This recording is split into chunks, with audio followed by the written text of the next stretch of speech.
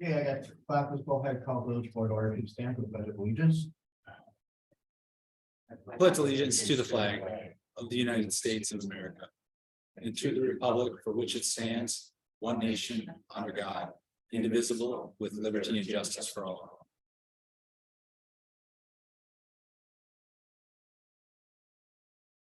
I thank everyone for attending. The minutes can reflect the roll call of various trustees and staff. Let's move forward.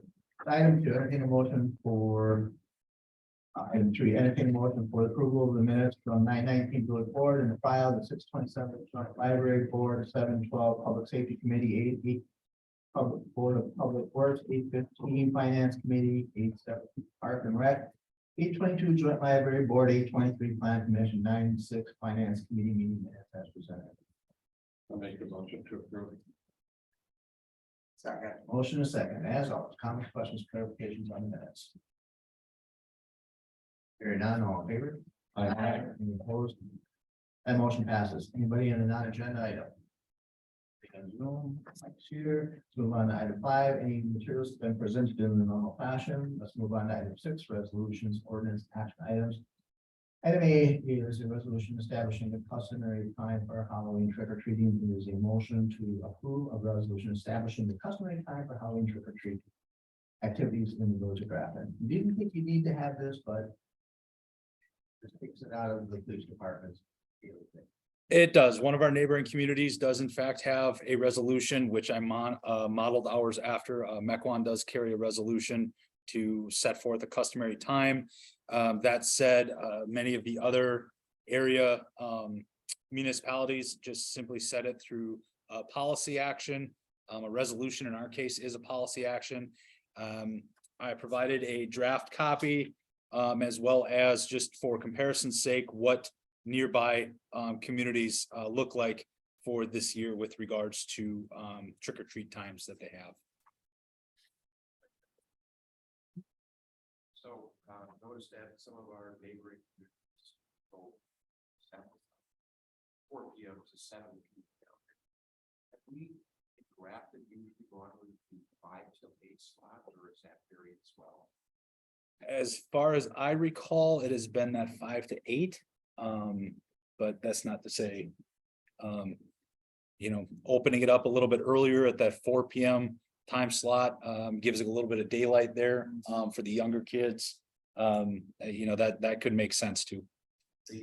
Well, and then just from my own personal experience, we have very few to no people that will come between 7 and 8. It's like already organized. Mm-hmm. Yeah, Jesse, I think they're on time for Sure. Trustee Krieger, and that probably 4 o'clock. I think you have here's we've got a lot of younger kids that come around at 4. We've all done by 7, and I think what's really changed too is the trick or treating has become more of a family event. You see a lot of younger families coming around, or young adults, young adult families. I would be before 7 or 4. That is exactly the feedback that I received. It really has become that family event, and folks that I received phone calls from, emails from, it was about getting the family together, whether it's extended family or their own, and being able to go out together. So, yep. I agree with the 4 to 7 as well, but are we sure we want to set it that it's always a Saturday before? Because what happens in a year when trick or treat falls on a Friday night? There's no reason not to have it on Friday night. You're gonna have them have trick or treating the whole weekend. There. 25th of October. Sure. Again, based upon the feedback I received, there was concerns about conflicting with school events, wanting to go to the high school football game on a Friday night or other high school event, youth sports activities, and just generally the school night. So again, just tried to keep it on a Saturday. That seemed very preferred among the folks that I spoke with. There are a lot of communities that have it on a Sunday, so if There it are. falls on Sunday. Mhm. Why could we not have trick or treat on Sunday? Sunday for years. Yeah, that was my. Yeah, That's My knowledge, but everybody then said, well, football. Right. Well, Yeah. like you said. Packers games. The treats just as well as watching football. Yep. That's what I did. Yeah, I mean, I think on a year where it actually falls on Mhm. Friday, Saturday, or Sunday, why not have it on those days? I get not having it on a Monday night, Tuesday night, Wednesday night, Thursday night. Yeah, so, You should review it every year. so yeah, I mean, I kind of agree about the, some kids love the 31st, the parents like the 31st, and if it was on a Friday, that'd be nice to have it on a Friday, Saturday, maybe Sunday night.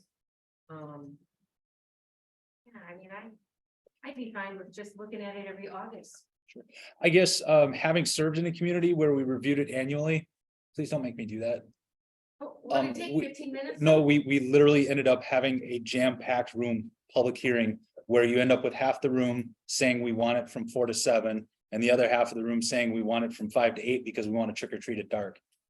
I've We been already in, set the time, I feel like we all agree on 4 to 7. I mean, as far as being able to set forth, I'm pretty sure I could get language together that would set forth a Friday, Saturday, or Sunday. With regards to that 4 to 7 PM. If I could, I would ask the board if I could take another crack at crafting this language. Touching on the Friday, Saturday, or Sunday option, should Halloween fall on those days. So the 31st. Right. matching with those Yep. days of the week. Right. If I could, I guess, I would appreciate the opportunity to avoid having to review it annually. I would think probably gonna run into problems on Friday before 4 o'clock. Home from work. Or something like that. Yeah. So, all right, so, entertain a motion to table. So moved. Second, All in favor? I, Got a question, so this year it's gonna be on a Saturday, right? Yes, So it's like forward. correct. This would be moving forward. Yes, correct. Yep. and it's at 5 PM this year then? That, well, it's already been. Yeah, yeah, posted Yep. at 5. Okay. Right. 5:50. All right, move forward. For the plan commission, we have one item in that's the resolution. Recommendation of the Glen Edge stone wall farm cutting. Phase 1, final plat to be adopted. Offer motion second. I'll offer. I'll make the motion. Motion second. Mostly a housekeeping item on favor. I, Right. Right. This matter, item 16 comes before you. The board is aware of Woodstack Prairie is developing the vacant parcel down on Port Road just north of Hunter's Crossing. When Hunter's Crossing was developed in the late 90s, early 2000, there were two pre-annexation agreements dated 1998 to 2000 and a development agreement dated 2001 that encumbered the entire property, including 18 acres of vacant land north of Hunter's Crossing. And it had to do with the development of Hunter's Crossing. Jessica Wolf and I have looked at these agreements. They primarily deal with the development of Hunter's Crossing. In fact, the developers agreement amendment says if the vacant land is ever developed, we'll do another development agreement. So the buyer of the Woodside Prairie parcel, which is about 6.5 acres of the 18 acres, and it doesn't abut on Port Road, is asking that we release those agreements as against their parcel.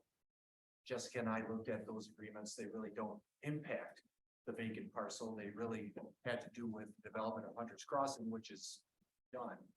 So it seemed like a reasonable request. So what's before you today is they're asking you to approve the release of the two pre-annexation agreements and the development agreement as they pertain to that Woodside Prairie parcel, that 6.5 acre parcel. They're just trying. What's holding up the rebuilding of it? No, they're going to closing, I believe, at the end of this week, and they're just trying to clean up the title on the real estate. That's all they're trying to do. so the person who drafted this, are they the people from Hush Blackwell? Is that why that says?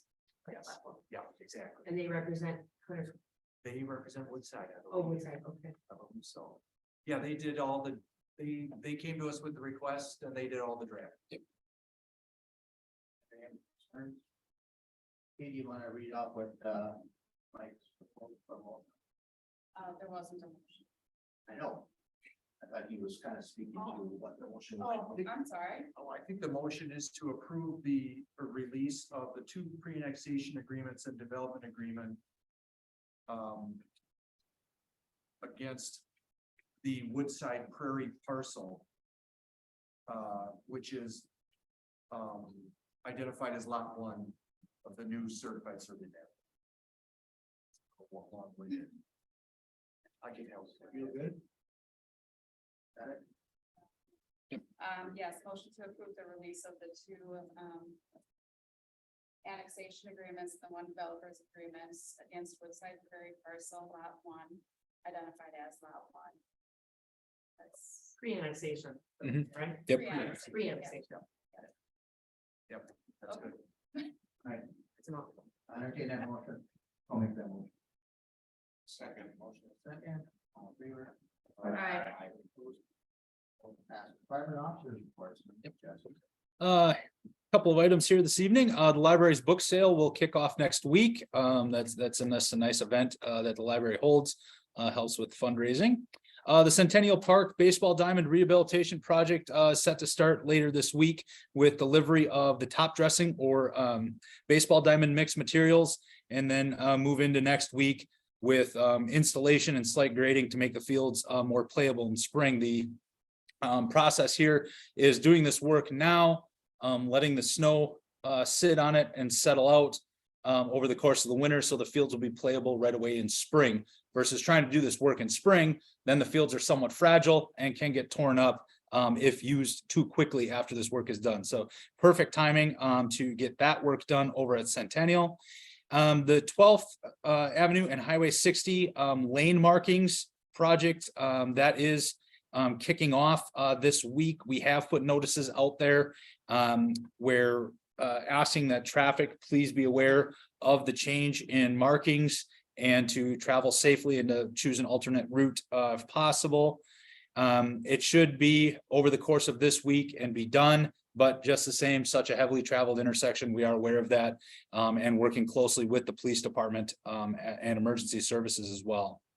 Wednesday, October 5th, Village Hall will be closing at 3 p.m. This is for employees, Village Hall employees, to participate in active shooter training. The Grafton Police Department will be in-house walking us through scenarios, specifically as a step 2 of our active shooter training that we received earlier this year.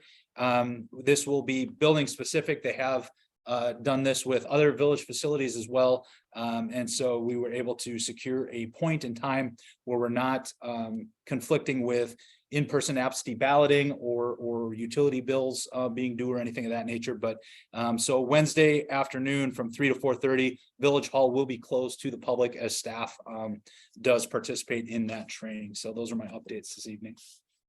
What days are the book sale?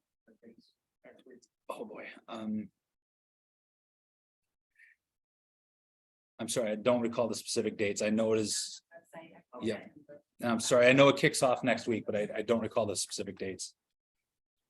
I have one question, Jesse. Yes. In your update last week, you talked about the paint removal. Yep. So is that something that we used to do? If we don't have that piece of equipment, correct? We can do smaller paint removal projects. This is pretty labor intensive as far as the length and amount of paint that needs to be removed. That's why we're bringing in a contractor so it can be done quickly. And then we can go back in and reinstall the markings in a reorientation to help traffic flow and better line up And it's with better the for signals. the Yes, yep. service. Yep. Jesse, where are we with the paperless packet? Sure, ordered the laptops from the school district last week. So those, as soon as those come in, we'll have training for the trustees to be able to use the laptops that we purchased. Otherwise, all of the information is posted to the website, so there is a paperless packet available if you happen to have your own device.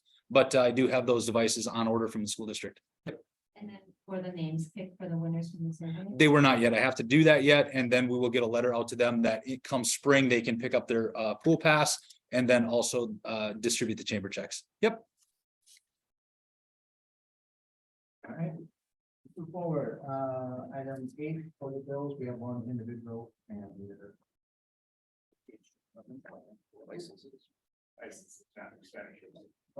Yep. Yeah, one person. Yeah. So I need a motion for approval of the license. We'll approve the license. Second. Motion second, all in favor? Aye. All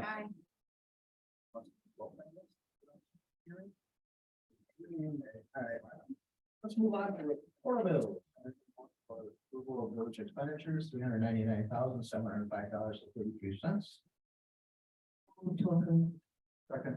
Motion second, I saw the usual back and forth. Any further questions on bills? I have just a clarification question. So on the tree removal, does Yep. does that homeowner being gonna pay us back then? Pay Yes. the village back? Yep. Correct. I have one, the third packet. On page 1, it's the replacement equipment. And I think Chief Kevin talked about this, $5,300. Is that something about the running board? I don't feel like we can help with that. On the top of. Okay, this is the top of page 1, Jesse, in the third packet. Okay, page 1, third packet. Yeah, right at the top, Enterprise FM Trust. Replacement equipment. I'm thinking there might have been an injury for $5,300.